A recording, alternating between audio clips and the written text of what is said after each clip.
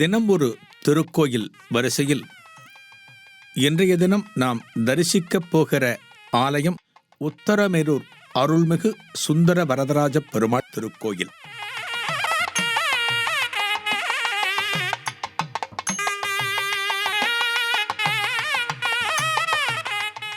அடுக்குமாடி குடியிருப்புகளை மிக சமீப காலத்தில்தான் பார்க்கிறோம். ஆனால் 1000 ஆண்டுகளுக்கு முன்பே ஆலயங்களையும் அடுக்குமாடிகளைப் போல் கட்டியிருக்கிறார்கள் நம் மன்னர்கள். ஆச்சரியமாக இருக்கிறதல்லவா? தரைத்தளம் தவிர மேலும் 2 தளங்கள், ஆக 3 தளங்கள்.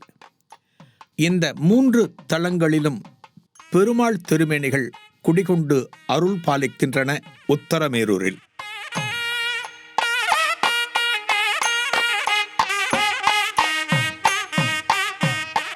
உத்தரமேரூர் ஆலயத்தின் சிறப்பும் இந்த ஊரின் தொன்மையும் வரலாற்றில் அதிகம் பகிரப்பட்டிருக்கிறது. வாருங்கள், பிரமிக்க வைக்கும் பெருமாள் திருமேனிகளை தரிசிக்கலாம்.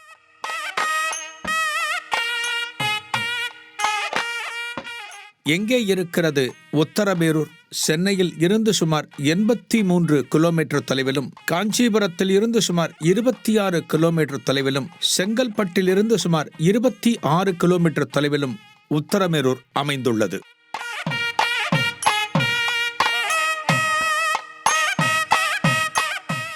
ஆன்மீக பூமியாம் தமிழகத்தில் காஞ்சிபுரம் மாவட்டத்தில் அமைந்திருக்கின்ற சிற்றூர்தான் உத்தரமேரூர். பல்லவ அரசனான 2ஆம் நந்திவர்மன், அதாவது 8ஆம் நூற்றாண்டு காலத்தில் இந்த ஊரை நிறுவினான்.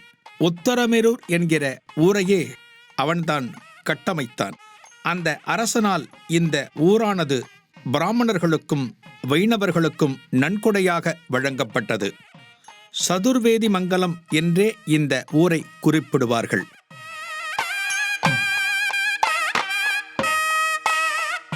இந்த ஆலயமானது பாரம்பரிய நினைவு சின்னமாக போற்றப்படுகிறது.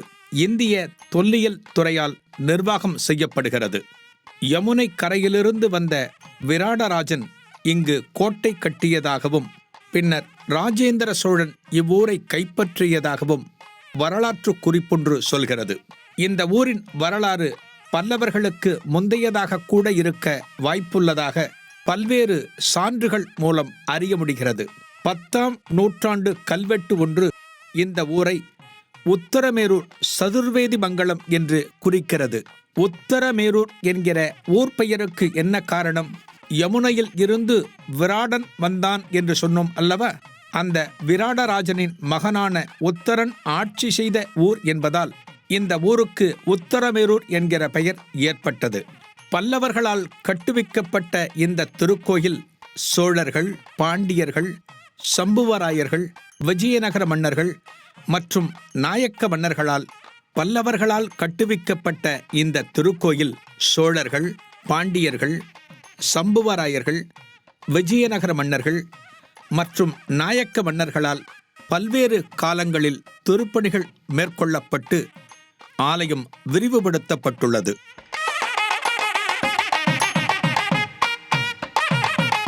சுந்தர வரதராஜ பெருமாள் திருக்கோயில் 7 நிலைகளுடன் கிழக்கு நோக்கி கம்பீரமான ராஜகோபுரம் அமைந்துள்ளது. இந்த ஆலயம் முழுக்க முழுக்க வாஸ்து சாஸ்திரத்தை அடிப்படையாக கொண்டு கட்டப்பட்டுள்ளது. இன்றைக்கு நாம் குடியிருக்கப் போகிற ஒரு வீடு என்று சொன்னால் அந்த வீட்டிற்கு வாஸ்து சாஸ்திரம் பார்க்கிறோம். வாஸ்து முறைப்படி எங்கெங்கு எவை அமைய வேண்டும் என்று பார்க்கிறோம். ஆலயங்களுக்கும் வாஸ்து என்பது உண்டு. அதுபோல இந்த ஆலயம் வாஸ்து சாஸ்திரத்தின் அடிப்படையில் கட்டப்பட்டுள்ளது. வாஸ்து சாஸ்திரத்தில் பெயர் பெற்ற பரமேஸ்வர தச்சனை கொண்டு நந்திவர்ம பல்லவன் இந்த ஆலயத்தை கட்டுவித்தான். மயன் மதம் என்ற நூலின் அடிப்படையில் இந்த ஆலயம் வாஸ்து சாஸ்திர முறைப்படி கட்டப்பட்டிருப்பதாக அறிய முடிகிறது. எம்பெருமான் நாராயணன் இந்த ஆலயத்திலே நின்ற கோலம், அமர்ந்த கோலம், சயன கோலம் என்று 3 கோலங்களில் சேவை சாதிக்கிறார். இப்படி 3 கோலங்களில் மகாவிஷ்ணு அருள் பாலிக்கும் வெகு சில தலங்களுள் இதுவும் ஒன்று என்பது சிறப்பு. 3 தளங்களில் அமைந்த ஆலயம் என்று பார்த்தோம். இந்த உத்தரமேரூரைப் போலவே 3 தளங்களில் அமைந்த ஆலயங்கள் திருக்கோஷ்டியூர் மற்றும் மதுரை கூடல் அழகர் பெருமான் ஆலயம். உத்தரமேரூரிலே அந்த காலத்திலே புகழ்பெற்ற 7 ஆலயங்கள் காணப்பட்டனவாம். ஆனால் 3 ஆலயங்கள் மட்டுமே இன்றைக்கு நமக்கு தரிசிக்க கிடைத்திருக்கின்றன.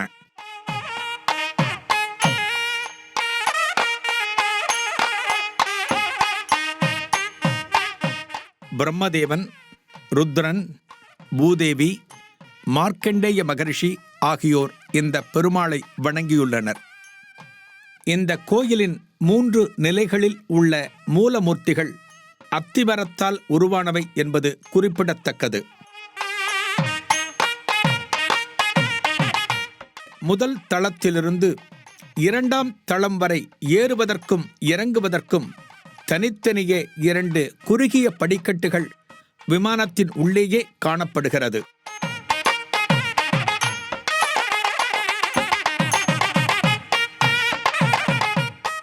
சுற்றி வருவதற்கு பிரகாரம் மற்றும் சுதை வேலைப்பாடுகளுடன் கூடிய ஆரச்சுவர் எல்லாமே முதல் மற்றும் 2ஆம் தளங்களில் நம்மால் தரிசிக்க முடிகிறது.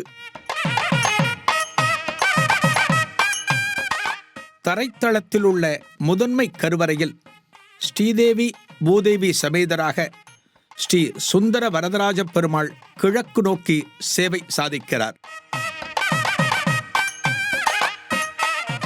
4 கரங்களுடன் நின்ற திருக்கோலம். மேல் வலது கையில் சக்கரம் மற்றும் மேல் இடது கையில் சங்கு ஏந்தியும் கீழ் கைகள் அபய ஹஸ்த முத்திரையும் கடிகஸ்த முத்திரை காட்டியபடியும் காட்சி தருகிறார். இந்த மூலவர் பெருமானுக்கு வெள்ளை மூர்த்தி எம்பெருமான், வெள்ளை மூர்த்தி ஆழ்வார், ஸ்ரீ ராஜேந்திர விண்ணகர ஆழ்வார் மற்றும் சொக்க பெருமாள் என்ற பெயர்களும் வழங்கப்பட்டுள்ளன.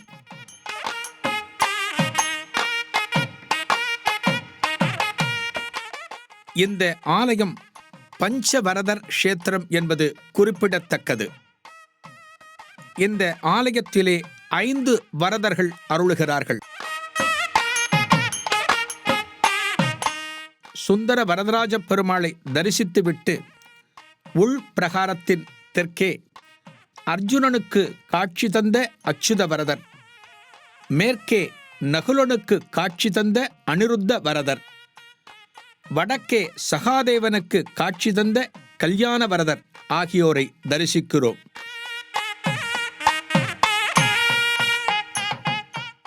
மேற்கில் அமர்ந்த திருக்கோலத்தில் சேவை சாதிக்கும் லக்ஷ்மி வராகரையும் இங்கே தரிசிக்க முடிகிறது. இங்கே தரிசனம் தருகிற பெருமாள் சயன கோலத்தில் காணப்படுகிறார். அனந்த பத்மநாபன் எனப்படும் ஸ்ரீ ரங்கநாதர் தான் இவர். வலது கரத்தால் மார்க்கண்டேயர் தலையில் ஆசிர்வதிக்கின்ற நிலையில் இந்த ரங்கநாதர் தரிசனம் தருகிறார். அருகே திருமகள், பாதத்தின் அடியில் மது கைடவர்கள் ஆகியோரையும் தரிசிக்கலாம்.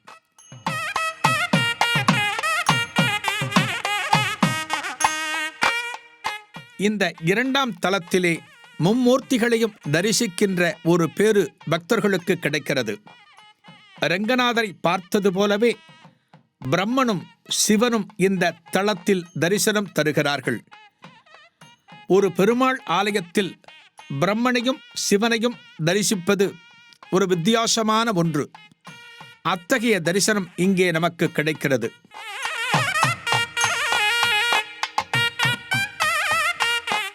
இந்த ஆலய விமானங்களில் எண்ணற்ற தெய்வ திருமேனிகளை நாம் தரிசிக்கின்றோம். அவை ஒவ்வொன்றும் சிற்பக்கலையின் நுட்பத்தை நமக்கு சொல்வதாக காட்சி தருகின்றன. ஒரு காலத்திலே இந்த ஆலயத்திலே எண்ணற்ற ஓவியங்கள் காணப்பட்டனவாம். நமது பழமையின் பெருமைகளை சொல்லும் விதமாகவும் ஆலய திருவிளையாடல்களை விளக்கும் விதமாகவும் இந்த ஓவியங்கள் காணப்பட்டனவாம். ஆனால் அந்த ஓவியங்கள் தற்போது இல்லை. இந்த ஆலயத்தை எத்தனை முறை தரிசித்தாலும் அழகுதான். பலிபீடம், கொடிமரம், கருடாழ்வார் போன்ற சந்நிதிகளோடு இந்த ஆலய விமானங்களையும் ஆலயத்தின் ராஜகோபுரத்தையும் தரிசிக்கின்ற போது பக்தர்களின் மனம் பரவசப்படுகிறது. பல்லவர்களுக்கு பிறகு சோழர்கள் இந்த ஊரை கைப்பற்றினார்கள். சோழர்கள் காலத்திலும் இந்த ஊரானது சிறந்து காணப்பட்டது. அந்த காலத்திலேயே மன்னர்கள் இப்படியெல்லாம் வாழ்ந்திருக்கிறார்களா, இப்படியெல்லாம் ஆலயங்களை கட்டியிருக்கிறார்களா, இப்படியெல்லாம் நீர்நிலைகளை பாதுகாத்திருக்கிறார்களா என்றெல்லாம் இன்றைக்கு நாம் வியந்து பார்க்கிறோம். நமது முன்னோர்களைப் பற்றி நாமே தவறான அபிப்பிராயங்களை எந்த ஒரு காலத்திலும் கொள்ளக்கூடாது. அதுபோன்ற ஒரு நடைமுறை நமக்கு மிகுந்த ஆச்சரியத்தை தருகிறது. உத்தரமேரூர் கல்வெட்டுக்கள் உலக புகழ் வாய்ந்தவை. இந்த கல்வெட்டுகள் ஏராளம். இவை தருகின்ற தகவல்கள் அதிசயமானவை. ஒரே ஒரு தகவலை பார்ப்போம். சோழர்கள் காலத்திலே உள்ளூர் தலைவர்களை மக்களாட்சி முறையில் தேர்ந்தெடுக்க தேர்தல் முறை எப்படி நடைபெற்றது என்பதை விளக்குகிற வகையில் கல்வெட்டுகள் காணப்படுகின்றன. அந்த தேர்தல் முறையில் குடவோலை முறை என்பது முக்கியமானது. என்னது குடவோலை முறை? சோழர்கள் ஆட்சி பிரதேசத்தில் வசிக்கின்ற மக்கள் தாங்கள் தேர்ந்தெடுக்க விரும்பும் தலைவரை அவர்களே தேர்ந்தெடுக்கலாம். எப்படி தெரியுமா? வாக்குரிமை சீட்டுகளை ஓலையில் எழுதி அதற்கென வைத்துள்ள ஒரு குடத்தில் போட்டுவிட வேண்டுமாம். இந்த குடத்தில் சேர்ந்திருக்கின்ற ஓலைகள் பிற்பாடு எண்ணப்பட்டு அவை பிரிக்கப்பட்டு தலைவர் தேர்ந்தெடுக்கப்படுகிற நடைமுறை அன்றே காணப்பட்டதாம்.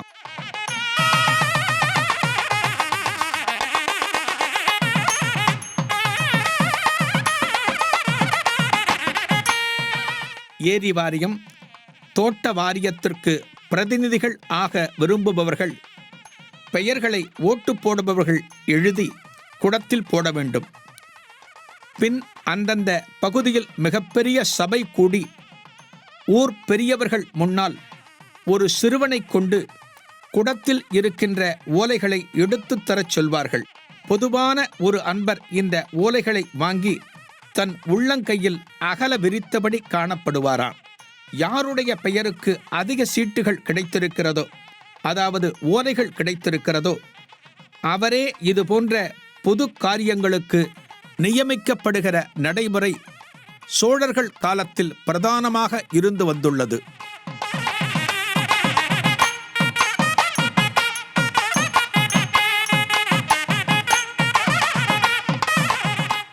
இன்றைக்கு தேர்தலில் நிற்பவர்களுக்கு வயதுகளை நாம் தீர்மானிக்கிறோம் அல்லவா? அதுபோல சோழர்கள் காலத்தில் 70 வயதுக்கு மேல் தேர்தலில் நிற்கக்கூடாது. 35 வயதுக்கு குறைந்தவர்கள் தேர்தலில் நிற்கக்கூடாது என்கிற நடைமுறைகள் அந்த காலத்திலேயே இருந்துள்ளன.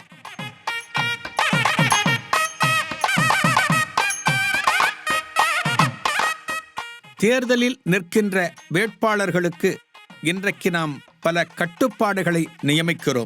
அவர்கள் எப்படியெல்லாம் இருக்க வேண்டும் என்று அந்த விதிகள் நமக்கு உணர்த்துகின்றன.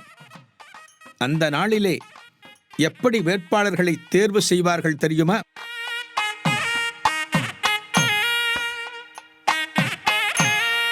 ஒரு தேர்தலில் நிற்கிற வேட்பாளர் சாஸ்திரங்களை கற்று உணர்ந்திருக்க வேண்டுமாம். நற்குணங்கள் கொண்டவராக காணப்பட வேண்டுமாம். எங்காவது வேலை செய்து கணக்கு காட்டாமல் இருந்தால் அவர்கள் தேர்தலில் நிற்பதற்கு தகுதியற்றவர். இப்படிப்பட்டவர் மட்டுமல்ல, கணக்கு காட்டாமல் இருப்பவரின் உறவினர்கள் கூட தேர்தலில் நிற்க முடியாதாம். எப்படியெல்லாம் அந்த காலத்திலேயே ஒரு வேட்பாளரை சீர்தூக்கி நிறுத்தி பார்த்திருக்கிறார்கள் என்பதை இந்த கல்வெட்டுகள் மூலம் நாம் அறிய முடிகிறது. இத்தகைய உத்தரமேரூர் கல்வெட்டுகள் ஆலயத்தின் வாசலிலே ஏராளம் காணப்படுகிறது.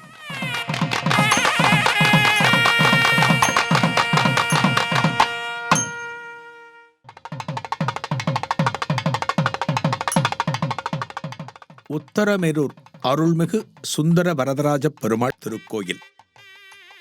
இந்த ஆலயத்திலே பெருமாளின் பிரசாதமாக கல்கண்டு, முந்திரி, திராட்சை போன்றவை வழங்கப்படுகின்றன.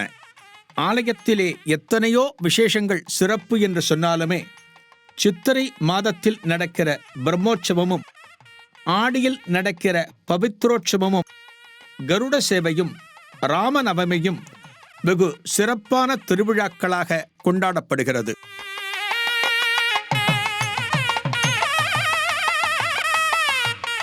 உத்தரராஜ பெருமாளை நாம் அறிவோம். அந்த ஆலயத்தின் உற்சவத்தின் போது வரதா வரதா என்று பக்தர்கள் பெருமாள் திருநாமத்தை சொல்லி தரிசிக்கின்ற காட்சியை நாம் பார்த்திருக்கிறோம். இங்கே பார்த்தீர்களா? உத்தரமேரூரிலே ஒரே ஆலயத்திலே பஞ்சவரதர்கள். பஞ்சபூத தலம் சிறப்பு, ஷட்டாரண்ய தலம் சிறப்பு. இதுபோல ஆலயங்களை ஒருங்கிணைத்து ஒரு வழிபாட்டினை கொண்டு வருவது அன்றைய நடைமுறை. ஒரு ஆலயத்தோடு தங்களது தரிசனத்தை பக்தர்கள் நிறுத்திக் கொள்ளக்கூடாது என்பதால் அடுத்தடுத்த ஆலயங்களையும் இணைத்தே ஒரு வழிவகை ஏற்பாடு செய்திருந்தார்கள்.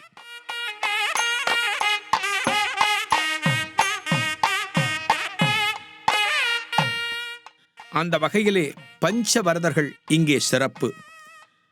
இந்த பஞ்சவரதர்களையும் தரிசிப்பதற்காக நாம் பல ஆலயங்களுக்கு செல்ல தேவையில்லை. ஒரே ஆலயத்திலேயே பஞ்சவரதர் திருமேனிகளையும் நாம் தரிசிக்க கிடைத்திருப்பது இந்த காலத்தில் நாம் பெற்ற பேறு என்றே சொல்ல வேண்டும்.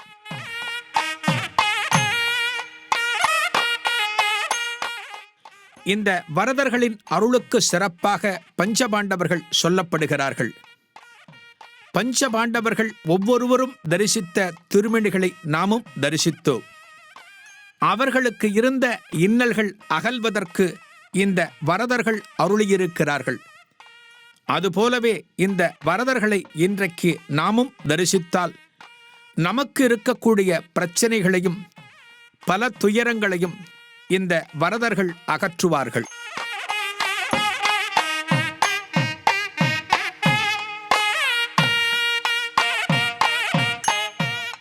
அற்புதமான சுந்தர வரதராஜ பெருமாளை தரிசித்தோம். 3 நிலைகளில் தரிசனம் தருகிற, அதாவது நின்றான், அமர்ந்தான், கிடந்தான் திருக்கோல பெருமாள்களை 3 தளங்களில் தரிசித்தோம். 3 நிலைகளில் காட்சி தருகிற பெருமாள் திருமேனிகளை ஒரே ஆலயத்தில் தரிசிப்பது அபூர்வம், சிறப்பு. உத்தரமேரூர் வருகின்ற பக்தர்களுக்கு இத்தகைய விசேஷ தரிசனம் இங்கே காத்திருக்கிறது. மன்னர்களின் கட்டடத் திறமையும் கல்வெட்டு உண்மைகளையும் உரைக்கின்ற திருத்தலம்தான் உத்தரமேரூர். வாருங்கள், உணர்வு பூர்வமான வாழ்க்கையிலே